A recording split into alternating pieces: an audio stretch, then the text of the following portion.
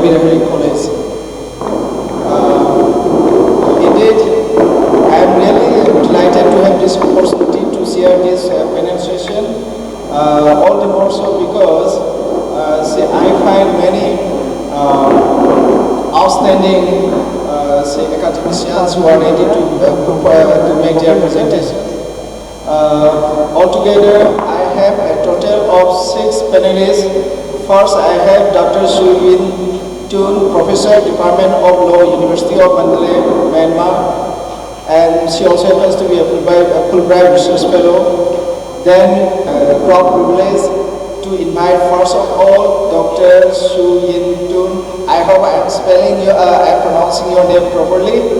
Professor, Department of Law, University of Mandalay, and as I have already pointed out, dear friends, she is also a Fulbright Research Fellow, and she will be delivering a speech on the effectiveness of ASEAN cooperation in ending regional statelessness.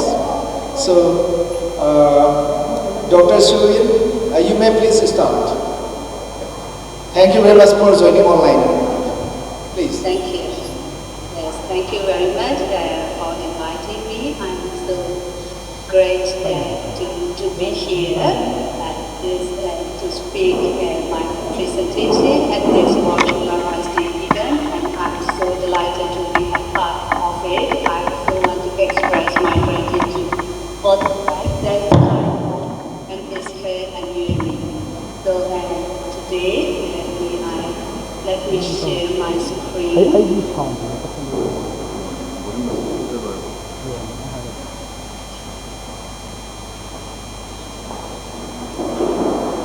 So, you see my screen? Yes, ma'am. Yes, ma'am. Okay, great.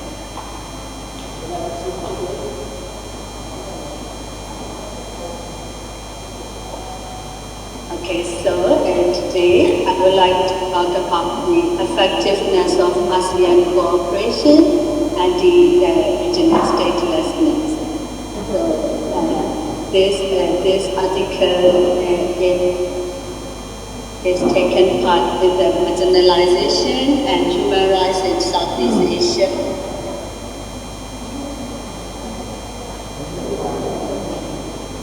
Can you hear me very well?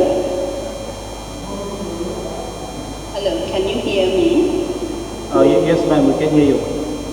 Okay, thank you, great. So, my article has taken part in this book, the English publication, so the book will be in market in January 2023. So, I would like to talk about my article in this book for now.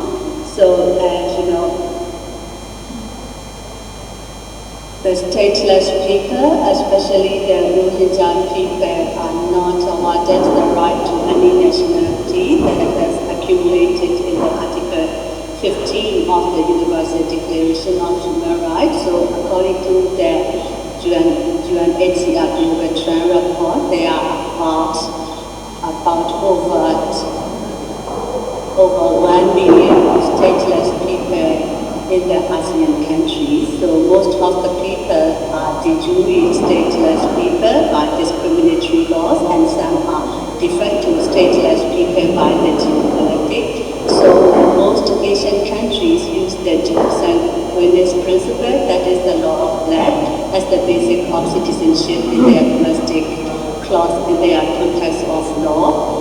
So in my country, Myanmar, the condition of statelessness has the condition of not only triggered human rights crisis, but also led to sectarian violence, which are prohibited in international law. So in my paper, I address some of the situations of statelessness in the ASEAN region, including geographical features, the 3 main ASEAN pillars, legal outlooks of statelessness, as well as difficulties and challenges relating to cooperation for bringing an end to statelessness. So I approached my paper only by the death study method by referencing to the international law, international national regulations in ASEAN member states. So I had two research questions: to what extent are ASEAN cooperation to support the stateless people for humanitarian assistance? And how does ASEAN tackle the issue of statelessness through the forging of closer relationships among member states? So my paper intends to call for the collective responsibility of ASEAN member states to support stateless people in the region through the provisions of civil documentation of the right to nationality. So firstly, I would like to talk about mapping the stateless issue in ASEAN region. So this is the UNHCR Convention 2018. So you might see that which countries have the highest number of stateless people, like refugees or refugee-like people like in the refugee situation. So let me talk about this report that the UNHCR estimated that there were roughly 12 million stateless people globally. Approximately 1.2 million people reside in the ASEAN region. So that means of the world stateless population in the ASEAN region. So this report indicates that stateless people in Myanmar is nearly 1 million, not involving 4 IDPs. And so you can see that Thailand, Brunei, Malaysia, Vietnam, and Philippines have the high number of stateless people. So I would say that Myanmar produces the 4th largest population of refugees in the world. So you can see that Malaysia, Myanmar, Philippines, and Thailand have the higher number and receive the several kinds of refugees because of their geopolitics. So secondly, I will move to the slide. The ASEAN's engagement with the international law on stateless issues and related rights. So we all know that Article 15 of the UDHR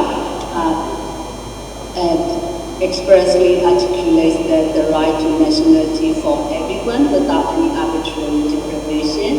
And then there are 2 conventions that significantly contribute to international law regarding the issues of statelessness. These are 1954 Convention relating to the status of stateless persons and 1961 Convention on the reduction of statelessness.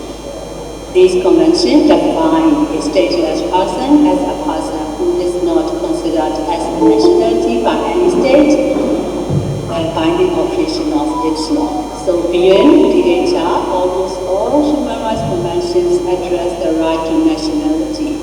So ICERD obligates to guarantee the rights of everyone without any distinction as to race, color, or national or ethnic origin to equality before the law, particularly regarding the enjoyment of several fundamental human rights, including the right to nationality.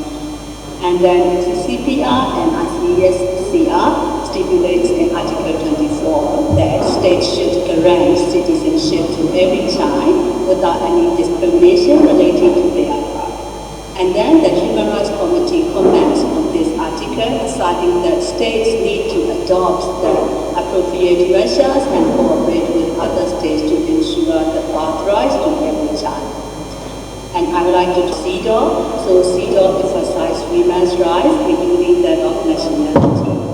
And then I would like to talk about CRC. So CRC focuses on the birth registration by the national laws in accordance with the international instruments to prevent the statelessness of children. So, even if parents are migrant workers, their children should have the childbirth rights, including the right to a name, birth registration, and even the right to nationality. So, UN Convention on the Rights of Persons with Disability articulates that the rights for disabled persons to acquire nationality should not be obstructed by any form of discrimination based on their disability status. And then, I want to refer the researcher Laura Van so she researched that related issues of statelessness and human trafficking. So vulnerabilities associated with the statelessness heighten the risk of persons belonging a victim of trafficking. So stateless people are vulnerable to exploitation by the transnational organized crime groups for a whole range of trafficking activities, including the human trafficking, drug trafficking, and arms trafficking. So the routes of trafficking industries are based on travel restrictions, which similarly impact the stateless persons due to fear of arrest. So for the transnational crime, the United Nations has established the Convention on the Transnational Organized Crime, UNTOC, in 2000. This is supported by the Palermo Protocol to prevent, suppress, and punish trafficking in ASEAN 2000. So in this point, I hope you all want to know about the ASEAN's commitments on the ratification status related to the statelessness issue. So, you can see which conventions are the least popular and which conventions are the most popular. So, ASEAN countries don't want to sign the stateless convention. So, you can see any. So this is the yellow highlight on that convention, which ASEAN countries don't want to ratify for the stateless issue. So I would like to talk about the national laws, how the ASEAN member states provide the right to nationality for their people. So I approach 4 points. Firstly, the right to acquire nationality. So this means jus sanguinis and jus soli principle. So ASEAN countries mostly use the jus sanguinis principle in their nationality laws, which define the nationalized their natural born persons by descent or by blood. The countries usually have their domicile people and they have automatically get the birthright. And jus soli principle is the principle for the nationality that is acquired at birth on the territory of state. Among 10 ASEAN member countries, only 5 countries of Indonesia, Laos, Philippines, Thailand, and Vietnam use the jus soli principle in their nationality law. And then I would like to talk about the right to retain or change nationality. It means the dual citizenship.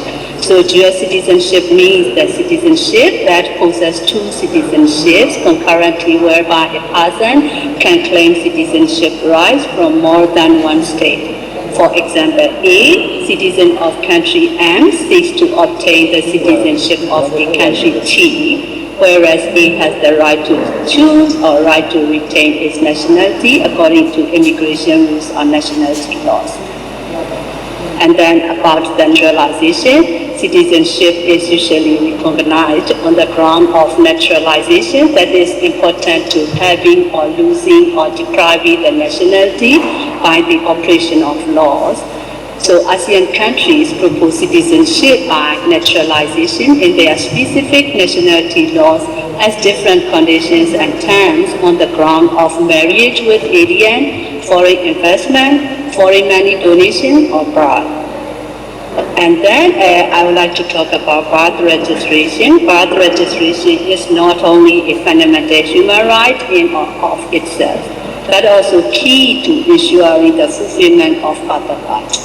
So birth registration is an inalienable right for all the children that support children's identity to prevent stateless children since birth. If there is a lack of birth registration and lack of documentation, it tends to the statelessness that is denied to take access to state service.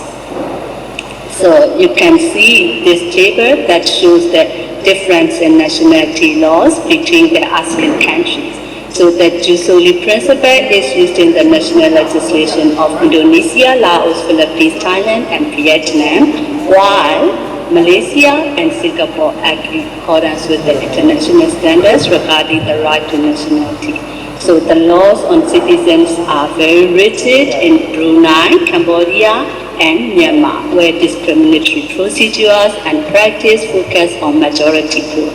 So in this analytical approach, the process of naturalization can help prevent the problem of statelessness in the future.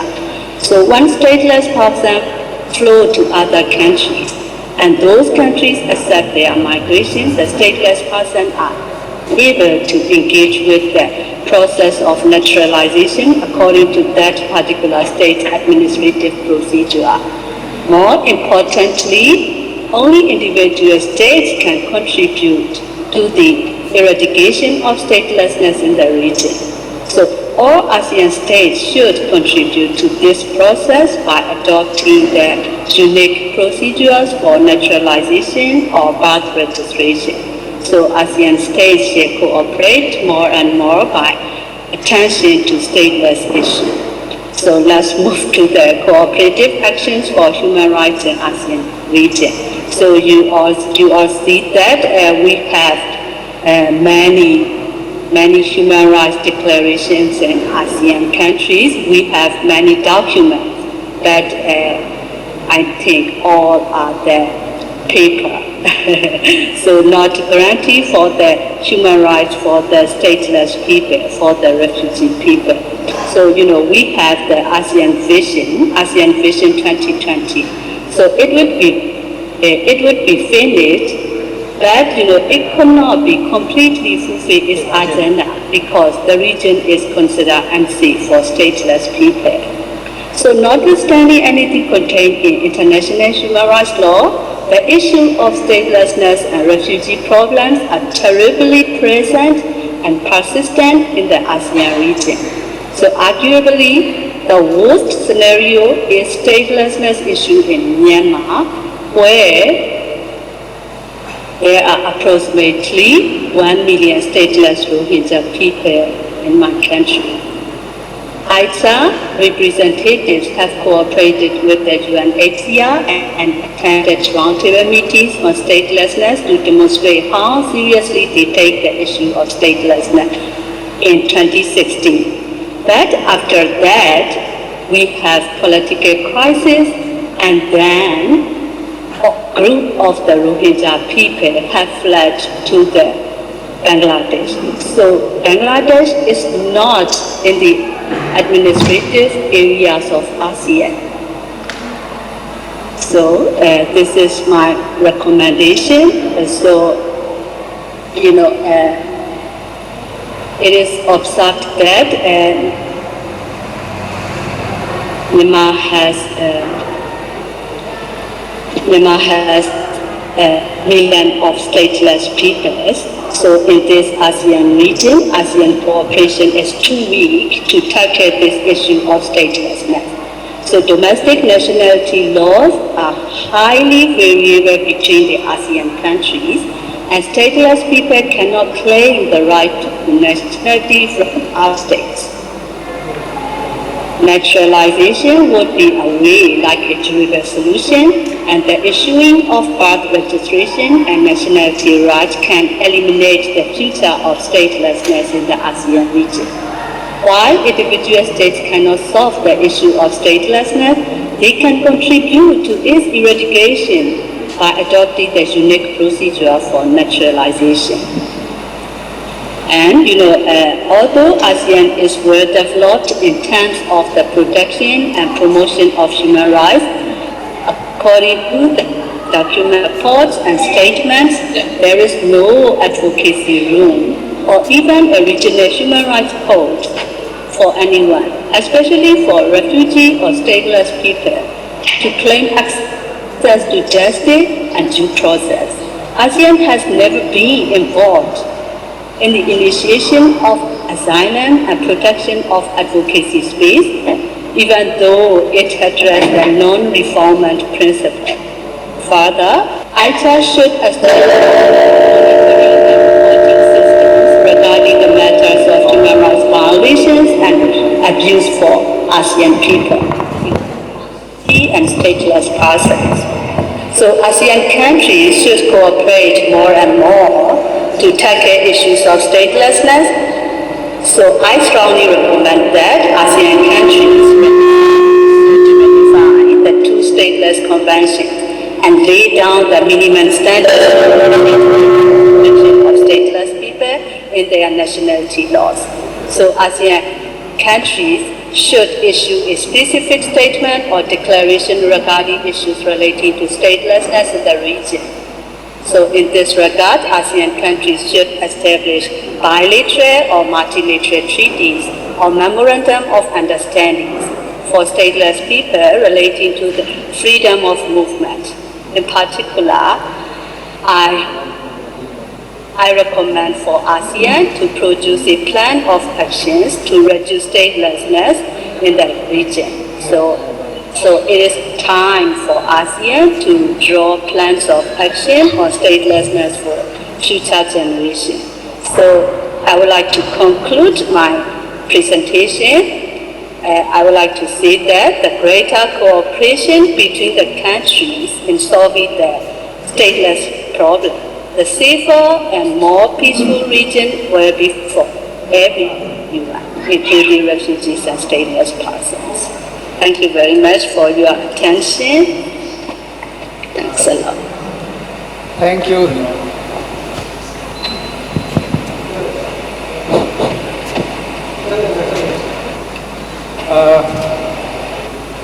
Dr. Suyin, thank you so very much. And not only me, I think all the participants here and all the other panelists are really grateful to you for your wonderful presentation.